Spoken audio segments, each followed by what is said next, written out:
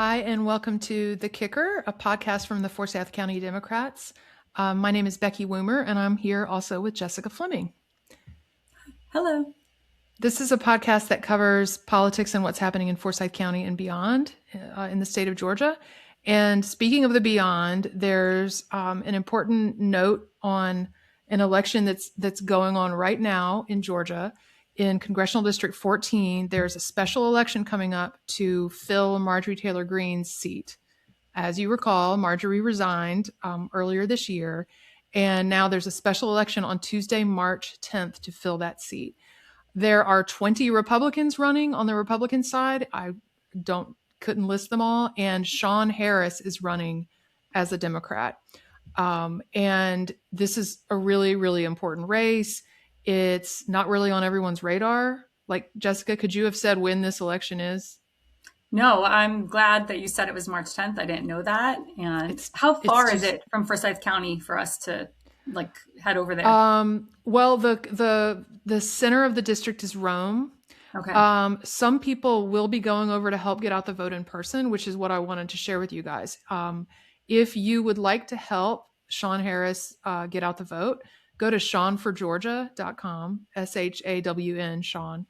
And also look on Mobilize for chances to phone bank. I know some people from Forsyth are going over to SignWave and be poll observers and help out with that. As you know, in the U.S. House, there's a razor thin Republican majority now. And with all these special elections that are happening, we could just about take back the House before November if things keep going the way they've been going. That would be And there's amazing. been a big tailwind for all of these special elections. So look and see if you have time, even, like an hour to make calls to get out the vote for Sean Harris.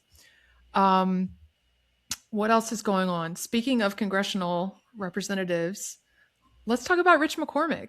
What is he up to? What has Rich been up to? What has Rich been up to? Well, you recall it's been 1 year since he had that in-person town hall over in Roswell, and that People were yelling at him. People were yelling at him, and not just Democrats were yelling at him. Remember? Yeah. There were some mad conservatives.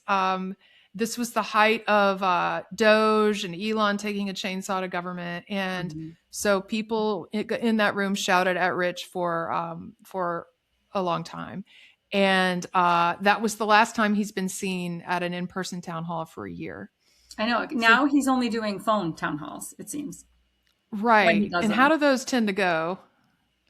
I think the calls are screened and he doesn't have to worry about really getting feedback from his constituents. Yeah, I think in the most recent one he had a couple weeks ago, he didn't get asked any hard questions, but we know that Trump's policies are unpopular, even in this state, even among Republicans. So it just strikes me as strange that no one would have asked him about those. Yeah. So Rich has opened a new office, though, in the district. He closed it months ago. He had an office right on the Cummings Square, as you recall. We've visited there. We've gone to see his staff. We've protested outside. And he closed that office due to mold concerns.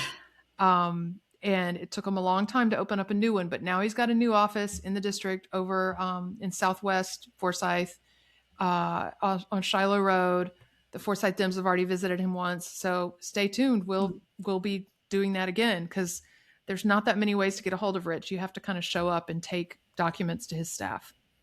Isn't that so unbelievable, especially when the district was created specifically for him or for a Republican after Carolyn Bordeaux had won? So the fact that he's hiding from constituents when the district was created so that he could win, I think is just so, it just shows what is happening right now than how frustrating everybody is. Exactly. He lost to Carolyn Bordeaux in 2020, and then with a stroke of a pen, they redid the map and added Lumpkin County to CD7 and gave him a district that he could win. But he's hardly been seen since then, so that's not good. So we'll keep an eye on Rich. We'll make it our business to keep an eye on what he's up to. what else is going on? It's also the legislative session. We're almost halfway through. Today's day 24. Okay. And they have, is it 40 or 44 days, working days? I don't know that. I thought it was 40, but I think it is 40. So we're more than halfway. We're getting up toward crossover day. Do you want to tell the people what that means? Yes. Yeah. So crossover day is when a bill has to cross over from the particular house that it originated in. So if it originated in the House of Representatives, it would have, or the Georgia State House, it would have to cross over to the Georgia Senate. And if it started in the Senate, it would have to cross over to the Georgia House. Usually before, basically there's, you have to go through committees and everything in order to actually make it from one chamber to the other chamber. This is like the Schoolhouse Rock Yeah. vibe of, sitting on Capitol Hill. So what happens if it doesn't cross over? If it doesn't cross over, it stays. So an interesting thing about Georgia, or maybe this is popular. Maybe this is how it is in every state. I don't know. But we actually have it's like a biennial where it's two years. So there are bills now, including the library bill, which we'll talk about, that originated last year in the Senate. If it crossed over, then they have up until the following year to actually pass it. So if a bill doesn't cross over, that's a good question. I don't know if it is completely dead or what happens with it. I think nothing is ever really dead in the Georgia Gold Dome, but this is the second year of that biennial cycle that you're talking about. So bills that don't cross over this time, I think they would have to start all the way back over at square one. Yeah, they would have to be. That's like when Dr. Au, a nearby representative, did HB1, which was the Pediatric Safe Storage Act. She was the very first person. Yeah, so that was last year. Right. So she's got another go at that this year, to try and advance it this year. Yeah. But crossover day is March 6th this year. So we're paying attention to the bills that are going on right now, but after crossover day is when we really need to focus, because those bills still alive then have made it a significant way toward becoming law.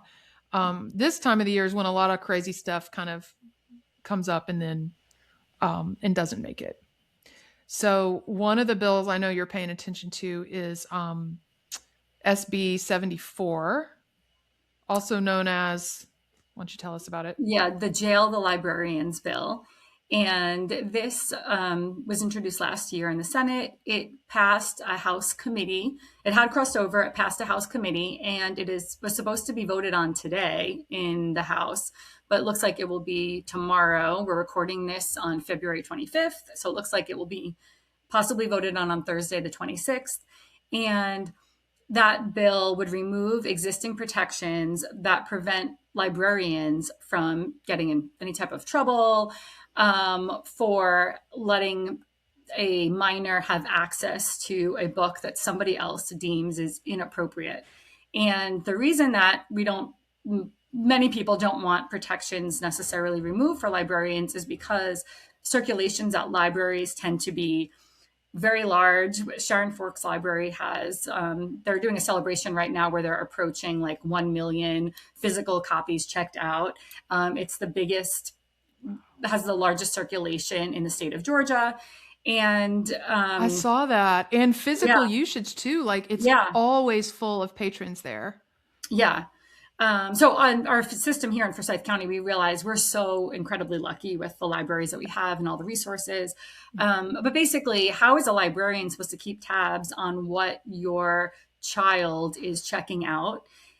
So that's obviously one problem with this bill. And then another problem is that the clause or the code that sort of considers what's like appropriate or not appropriate includes, like sexual conduct. The word homosexuality is considered to be, like sex, homosexuality, or in the definition in this Georgia code that they're citing. So there's a really large band of like what could be a problem for people. Right. And that reminds me, I think that the Judiciary Committee, the House Judiciary Committee, had a chance to remove that language about homosexuality, and they struck down the amendment that was proposed. So that to me says they intend this to target LGBTQ content. Yeah. That And I mean, it makes sense considering, I mean, it makes sense coming from these Republicans because a lot of the protections that were removed for teachers and with this divisive concepts law that took effect, the books that were removed from school libraries tended to be children's books that, you know, a child has two dads, or there's that famous book, When Tango Makes Three, about two male penguins, a true the story penguins. of two male penguins raising a baby in Central Park, a baby penguin. And it's just so unbelievable if that's what was removed, even So though, that would be harmful material yeah, under this definition of harmful because it includes just the identity of homosexuality, which it strikes me that if just sexual identity is obscene, then you can't read any Jane Austen novel because those are all about finding a heterosexual marriage, right? So yeah, it's just so clear that they are targeting in a discriminatory way this sexual identity. yeah. The fact that the Um, word sex is in this Georgia code, it's like Romeo and Juliet and The Crucible and The Scarlet Letter and all these classics. And people that are pushing for the bill are saying, oh, well, there's that Miller book banning test, and if it's a work of literature. But the thing is that now, if there's a problem in a library, there is already a system where you could challenge a book in a library, and exactly. it goes up to the library board of trustees, and they make the decision. It's like local control, and there's all these different, the processes in place. Now, it's going to be somebody can prosecute an individual librarian, so it just takes it to like a completely different level. Don't you think this is just part and parcel of like a whole broad strategy that the GOP has toward, um, towards education? It seems like an attack on students' rights across the Oh, board. absolutely. Yeah. And there was a really interesting exchange too with Representative Shay Roberts, where she asked about the Bible, and she asked the person who introduced this if that would still be allowed in a library, and he said, of course. And then when he was pushed a little further, one of the witnesses had a quote that said, like, you know, the stories in the Bible are for good, and the stories in these other Bible aren't. And then Esther Panich, another representative, asked, like, who decides that? And he said society. And it's like, that is so vague. And like, how are we going? Like, it just shows you where this litigation could possibly be going. And I also wonder, you know, I saw that Moms for Liberty has helped with some of the litigation in schools and removing books from schools. So we have every reason to believe that they will help people pay for litigation. Who's going to help the librarians pay to defend themselves? It leaves them so subject to like not frivolous lawsuits, but just like this kind of bullying, like Yeah, who's to say if anyone can it's like that bill in Texas that it's encouraging you to like rat on your neighbors and yeah, prosecute your neighbors yeah, and I think the penalty is like it's fines and even imprisonment, right? Like yeah. this is a $5,000. librarian. Yeah, I mean, and I think the effect will be people, librarians, educators will preemptively censor themselves. Will censor, will not acquire books that could be useful to their population and their reading community because they're afraid that someone somewhere could find it to run afoul of this law. Mhm. And it seems like a legal nightmare even before you get to the way that it infringes students and readers' rights. Yeah, Georgia has one of the lowest child literacy rates in the country. yeah. Oh my goodness. Um, so why are we moving in the direction of restricting reading and limiting reading? I don't know. Yeah. So we'll have to, I guess, it's already passed the Senate. Is that right? It passed the Senate. This was one that passed the Senate last year, and then it was in a House Mhm. committee. as early as a week ago, and now it's up for a floor vote on the House. Wow. Okay. So, So we need to stay on that, and people should reach out to their local House reps yes. and Mhm. say, in Forsyth, that's it's Todd Jones, it's Carter Barrett, it's Lauren McDonald, it's your David Clark, it's your Yeah. House rep. Let Yeah. them know we don't want this, and it burdens the system that's serving us so well. Yeah. Um, And you know, especially our, those, letting them know that Forsyth County has this high circulation, and that's really going to impact our librarians. Mhm. Is And that there's, like you said, there's already a process for challenging material. It uses that Miller obscenity test. We already have a process for this. Why are we picking on librarians, Yeah. basically?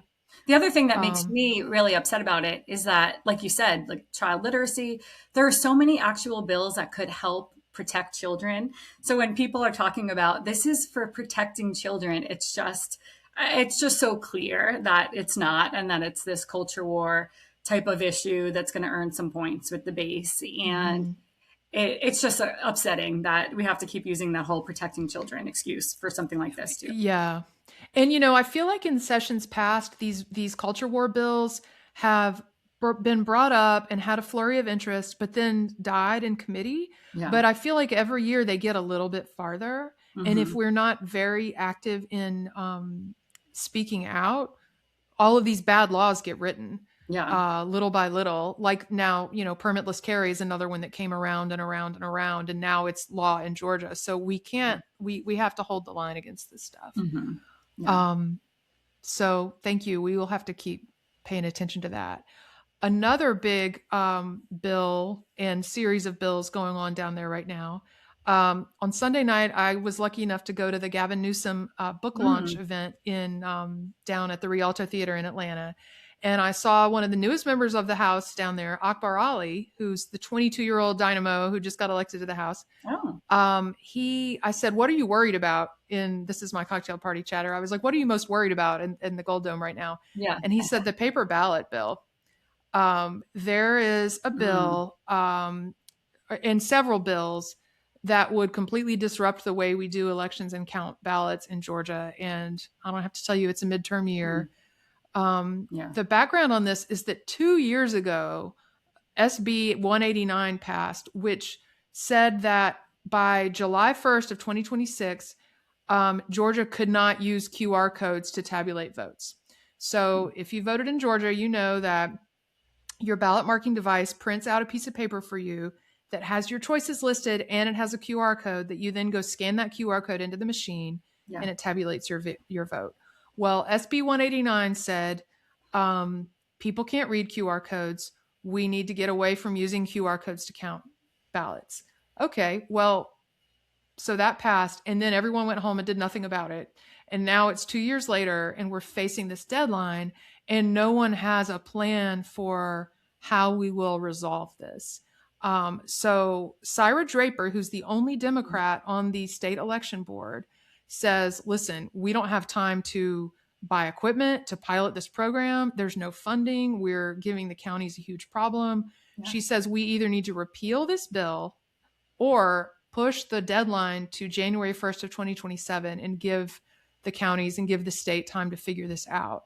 I don't think that's going to happen. And really, this is Senate Bill 189 was a tool in the election deniers' ultimate goal of getting to all paper ballots and also just creating chaos. Hmm. Um, and there's too many variations going around to talk about what plan they're going to come up with, but it's just something to be aware of. What can we do right now? I would say pay attention Mm. to what we hear from the state election board and different advocacy groups. So this year in 2026, it's House Bill 1108. So track that. And we'll see what happens by crossover day, because I just can't imagine how disruptive it's going to be heading into a midterm for all of these county election Mm. offices who are already, taxed to try to roll this out. And I feel like it's going to create the kind of chaos and confusion that the deniers want, because they ultimately want the state election board, say, to be able to go to Fulton County and take over their county.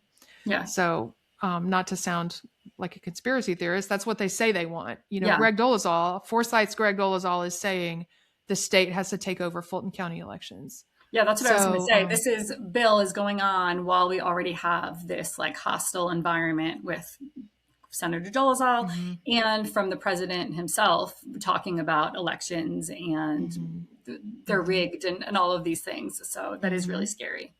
And Georgia is always the sort of laboratory for these anti-voter rights issues. It's where they're trying out all their suppressive tactics, because it's the only battleground state where Republicans control the governorship, the House, and the Senate. Yeah. So it's the trifecta. So we just have to be more alert and aware than ever. But really before crossover day, we just don't know what that's going to look like. We'll have a better idea, as we come along, and maybe we can come back and do an update right before or right after crossover day. Yeah, that would be great. Is there anything else on your mind? I don't think so. I did hear that yesterday there was a House bill. It passed the House. It was voted on, and it was metal detectors in schools, which I thought was interesting. And a bunch of Democrats did vote for it, but with the caveat that they also want actual action on gun legislation, like the Pediatric Safe Storage Act. But the interesting thing about that also is that would be funded at the local level. So I'm curious how that would work. So anyway, this will be interesting to see if it crosses over. Right now, it's not at that point. We'll see. I think safety, that's such a buzzword right now, school safety, but people have such different definitions of what that means. Yeah. And I worry that, okay, is this now going to come out of the district's budget in another area? Yeah. And also, does it block what I would think of as real safety efforts, like gun safety, or like increasing those special student advocates that the school district has? We learned last week at the State of the County address that Forsyth has 100 of these special student advocates, and each one of them has a caseload of like 1,000 students. Yeah. So, and they're really on the front lines. They really make an impact on school safety. So yeah, I don't know. It's hard to vote against metal detectors. I get why they did that, but we'll see. Yeah, we'll see. Yeah. But so there's a lot to think about. Thank you for being here. Thank you for listening to our very first episode of The Kicker from the Forsyth County Dems. And we had a great conversation. And next time, join us and we'll talk more about our slate of local candidates who are about to qualify for races here in Forsyth. I'm so excited. And, we have so many good people. Yeah. It's just a great crop of people, and seeing the growth of the party and the growth of our vote share in Forsyth is incredible. Yeah. But thank you so much. Thank you.